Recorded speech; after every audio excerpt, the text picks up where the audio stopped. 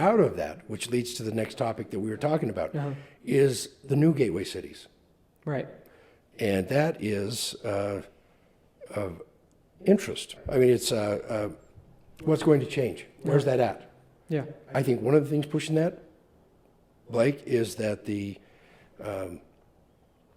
when people moved out of the office space Yeah. and they were working from home, everybody was doing that, there became a trend that, hey, I can work anywhere. I don't have to live. I love the opportunity I've got in New York, Yeah.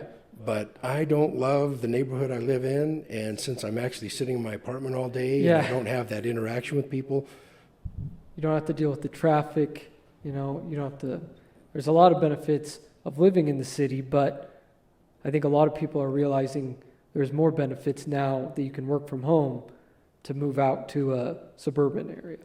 yeah, what was maybe more of a suburban market, and there's a list of, it's very interesting, the list that is emerging as the new gateway cities are the cities that people move to or relocated their companies to, Yeah, right? exactly. Tesla moves from California to Austin, Texas. Yeah.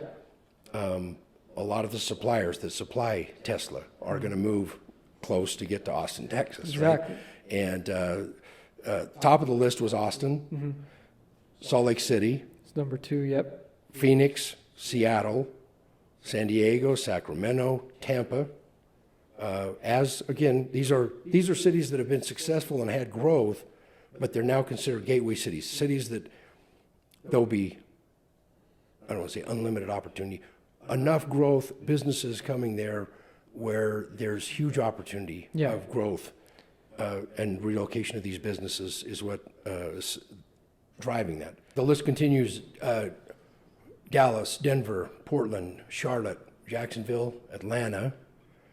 I think Atlanta was on the list before, maybe again. Yeah. But they're the opportunity of that, of maybe not the original gateway cities, but some of the other large city emerging markets as gateway cities for that, as Philadelphia, Houston, Washington, D.C., San Antonio, Raleigh, Durham, North Carolina, Miami, Nashville, Orlando, and Minneapolis, gaining Yeah. some traction again as another gateway city.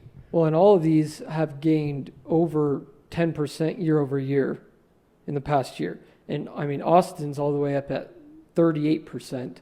And then we got Salt Lake City, which is where we are, 26% up year over year.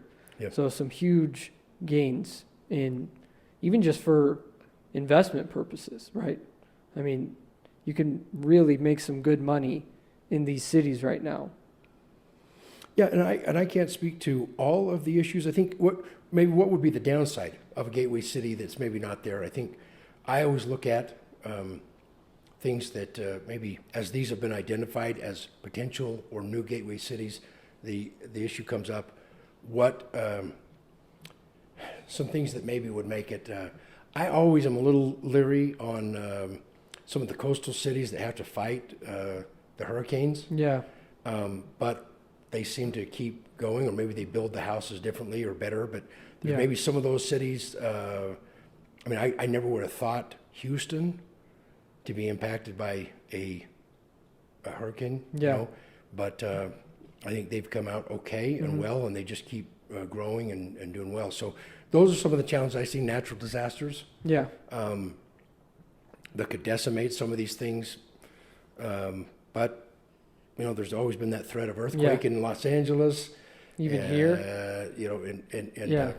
you know, Salt Lake City's on a massive fault line. You know, so Yeah.